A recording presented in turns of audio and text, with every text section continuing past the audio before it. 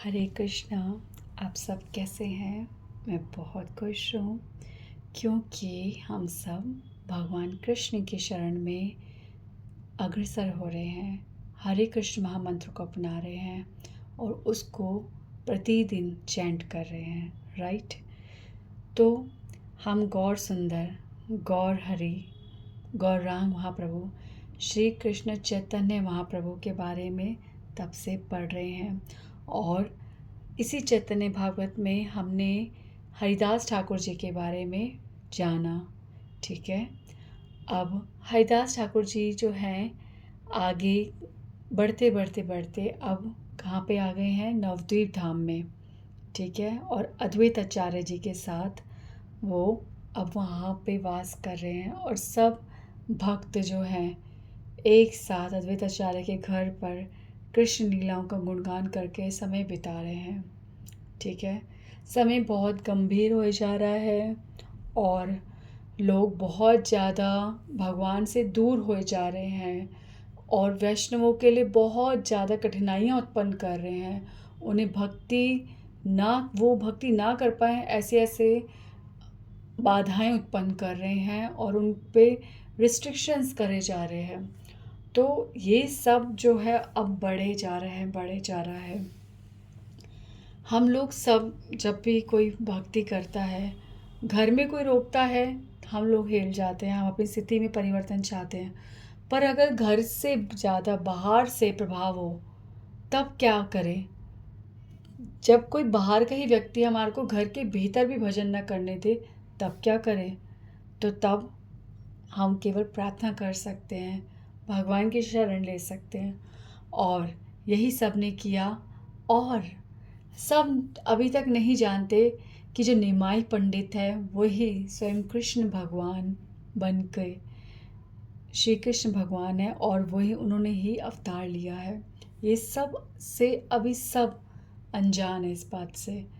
पर गौरांग महाप्रभु अब देख रहे हैं कि वो समय आ रहा है जब हरे कृष्ण महामंत्र संकीर्तन का प्रचार किया जाएगा और प्रत्येक जीव को सबसे सुंदर और सुलभ मार्ग भक्ति का सुझाया जाएगा और जो सबके लिए सुलभ होगा।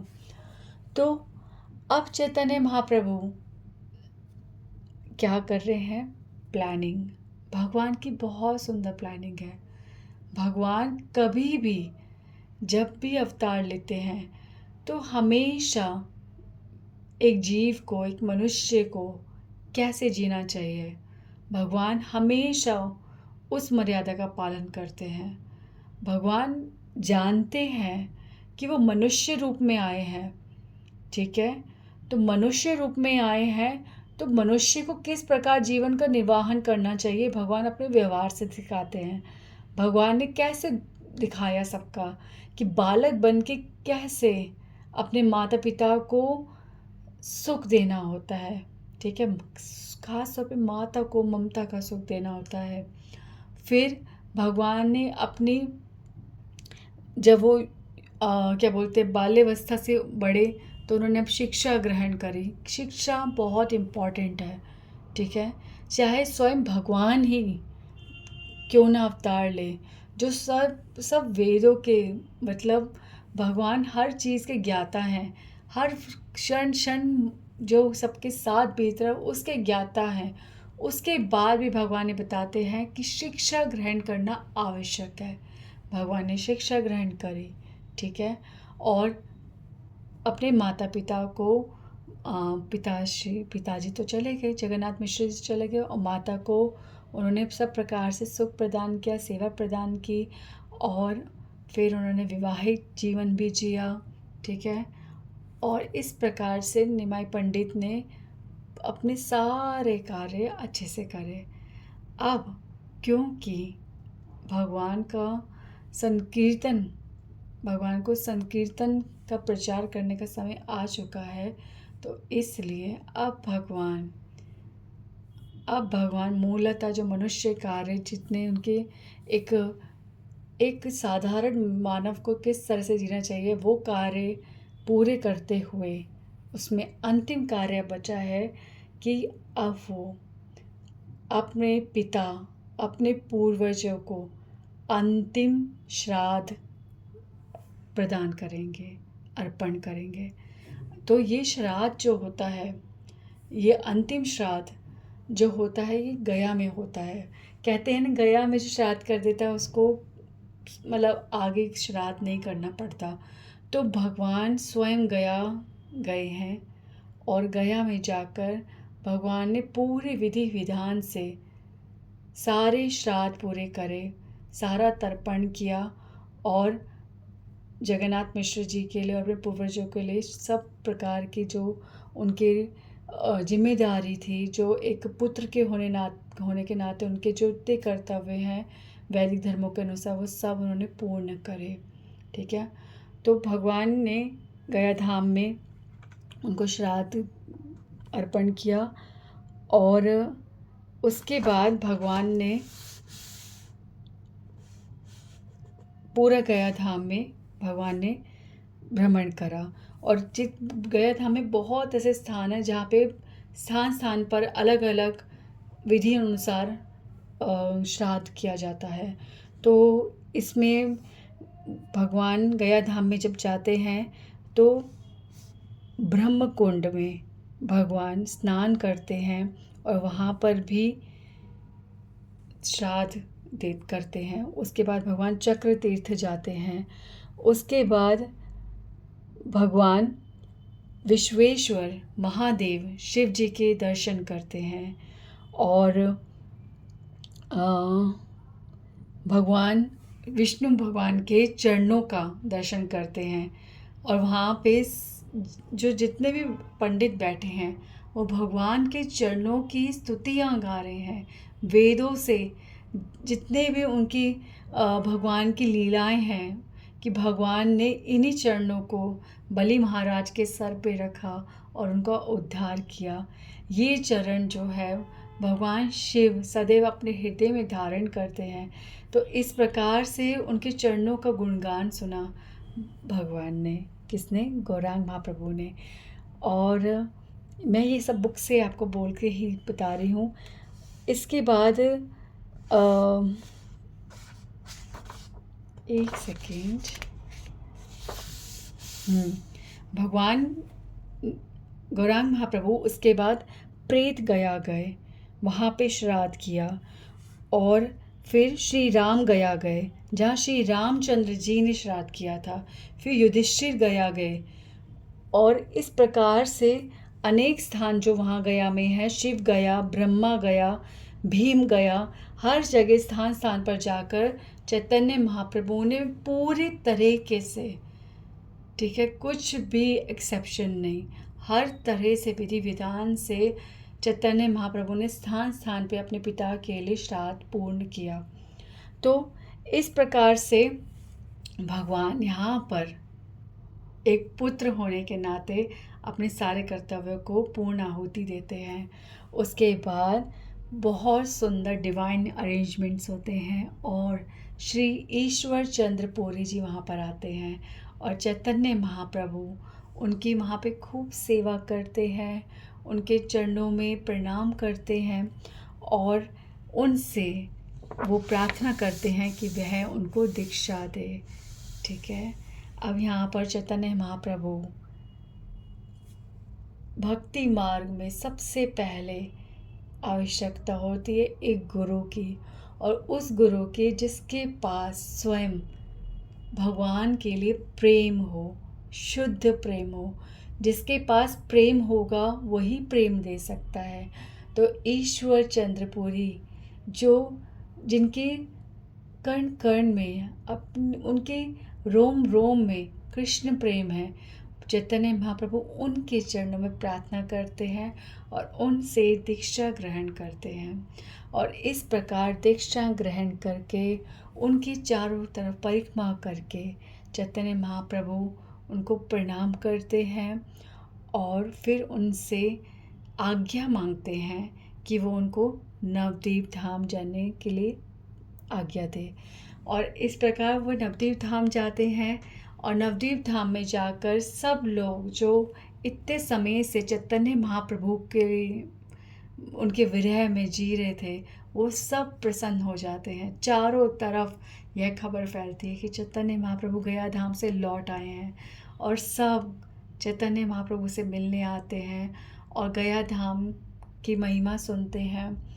पर उसके बाद चैतन्य महाप्रभु विशेष रूप से जो वैष्णव है, अद्वैताचार्य, सदाशिव, मुकुंद, श्रीवास पंडित, ठीक है, इन सबको एक प्राइवेट रूम में लेके जाते हैं और अपने सारे जो उनको जितना भी वहाँ से डीप जो गहन उनको मिला है, क्या बोलते हैं, कृष्ण प्रेम, उसका खुलासा, उसके बारे में जो कन्वर्सेशन है वो वैष्णवों के साथ करते हैं और उनको बताते हैं कि किस प्रकार वह अब कृष्ण के लिए प्रेम महसूस कर रहे हैं। और जब वो गया धाम के बारे में ग्लोरीज जो है उनको बता रहे हैं, चैतन्य महाप्रभु के आंखों से निरंतर अश्रुओं का प्रवाह हो रहा है। यह देखकर वैष्णव अचंभित रह जाते हैं कि ये वही निमाई पंडित है जो कृष्ण के बारे में कुछ नहीं सुनता था, जो सदैव व्याकरण में लगा रहता था, जो हमेशा एक एरोगेंस में रहता था कि वह एक पंडित है। आज इस निमाई पंडित के हृदय में इतना परिवर्तन कैसे कैसे। और फिर चैतन्य महाप्रभु सबको बताते हैं कि वो कैसे उन्होंने ईश्वरपुरी से दीक्षा ग्रहण करी है और अब उनके हृदय में जब वह मंत्र का उच्चारण करते हैं तो वो कैसा महसूस कर रहे हैं, और उनके आँखों से निरंतर अश्रुओं का प्रवाह हो रहा है। और यह बात वैष्णवों में, पूरे वैष्णवों में इतना फैल गई और सब वैष्णव इतने खुश हुए कि चैतन्य महाप्रभु कृष्ण प्रेम को महसूस करते हैं और सबको बहुत आनंद हो रहा है। और चैतन्य महाप्रभु उनको कहते हैं कि अभी आप जाइए और अगले दिन हम फिर से मिलेंगे और इस बारे में वार्तालाप करेंगे। अब मैं आपको बताऊं इसमें कि ये सब करते हुए अब आदि खंड जो है चैतन्य भागवत का वो पूर्ण हो चुका है। अब हम मध्य खंड, ठीक है, मध्य लीला में जा रहे हैं चैतन्य भागवत की, और इसमें एक एक बात इतनी शिक्षाप्रद है। चैतन्य महाप्रभु को डीपली समझना है हमें, डीपली। श्री कृष्णदास कविराज गोस्वामी ने हमें बहुत कुछ समझाया है, पर यहाँ पर इतनी सुंदर बात है कि यहाँ जब कोई भी भक्त होता है ना, उसको रिपीट नहीं करता, वह हमेशा वो बात बताना चाहता है कि जो सामने, जो किसी और ने अभी तक नहीं बताई, ताकि भगवान की समस्त लीलाओं का वर्णन हम सब सुन सके। तो कृष्णदास कविराज गोस्वामी जी ने जो बातें वहाँ पे नहीं हुई है वो यहाँ पर चैतन्य भागवत में है, और उनका हमें जानना बहुत ज़रूरी है। तभी हमें चैतन्य महाप्रभु से एक अद्भुत प्रेम, अद्भुत श्रद्धा का अनुभव होगा, और ये बहुत आवश्यक है, बहुत बहुत आवश्यक है। इस टाइम पे बहुत कुछ बीच बीच में आया है जिसको मैं कवर करते हुए मध्य लीला पर आ गई हूँ, ठीक है। अब एक्यूरेटली हम श्री वृंदावन दास ठाकुर के चरण पकड़कर बढ़ते हैं और चैतन्य भागवत के मध्य खंड को स्टार्ट करेंगे अगली बार से, ठीक है। तो मैं यहाँ पे थोड़ा सा आपको बता देती हूँ कि श्री वृंदावन दास ठाकुर जी मध्य खंड के बारे में क्या कहते हैं। द डिस्क्रिप्शन रिकॉर्डिंग द मध्य खंड, ये ऐसे, इसमें जो जो वर्णन हुआ है वो ऐसा है जैसे कि एक एक बूंद अमृत जो हमारे कानों में भगवान की कथा, तव कथा अमृतम, यानी कि भगवान की कथा अमृत है। ये हमें अमृत क्यों नहीं लगते?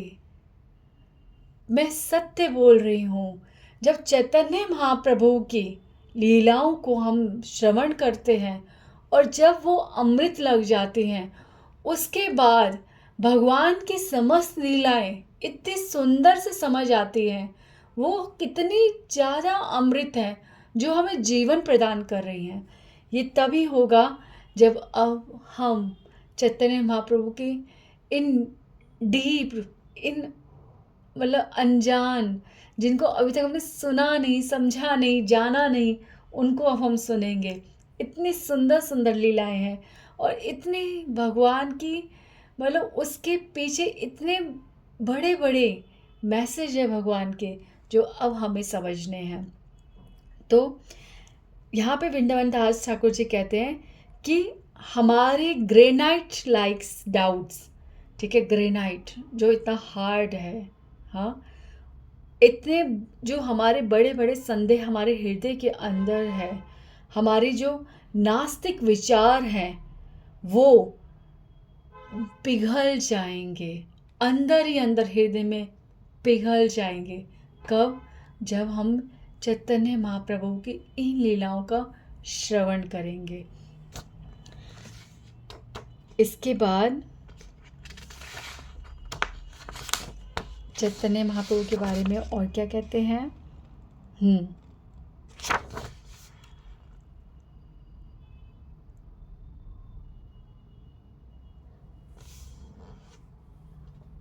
Please listen attentively with unflinching faith to the narrations of the मध्यखंड।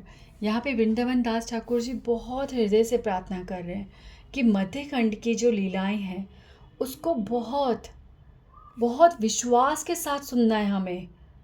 Describing the beginnings of congregational chanting of the holy name.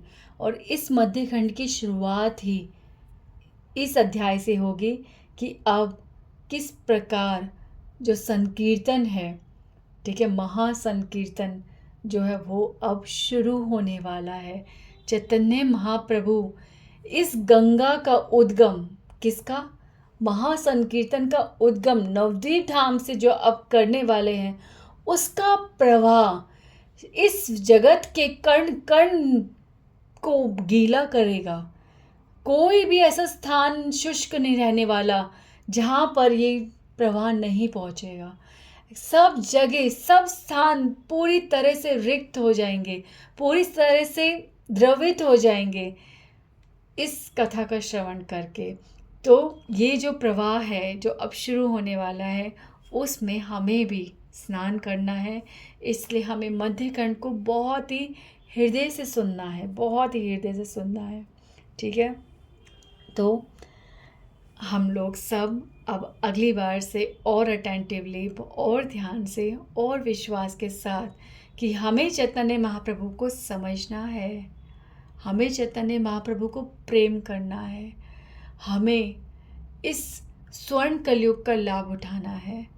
Chaitanya Mahaprabhu जिस कृष्ण प्रेम को सबको देने आए हैं, हमें भी उनके चरणों में हाथ जोड़कर प्रार्थना करते हुए उनसे आँखों में अश्रु रखकर ये प्रार्थना करनी है कि हे महाप्रभु, कृपा करें कि हम भी उस कृष्ण नाम को, उस हरे कृष्ण महामंत्र को बहुत ही हृदय से चैंट करें, ताकि हमारे हृदय में जो इतने सारे पाप हैं वो धीरे धीरे समाप्त होएं, और जिससे हम आपकी कथाओं का श्रवण बहुत हृदय से करें, आपकी कथा में हमारी निरंतर रुचि उत्पन्न हो, आपके दर्शन में हमारा मन लगे, और हम और दिन प्रतिदिन क्षण अनुक्षण भक्ति के आनंद में डूबते जाएं।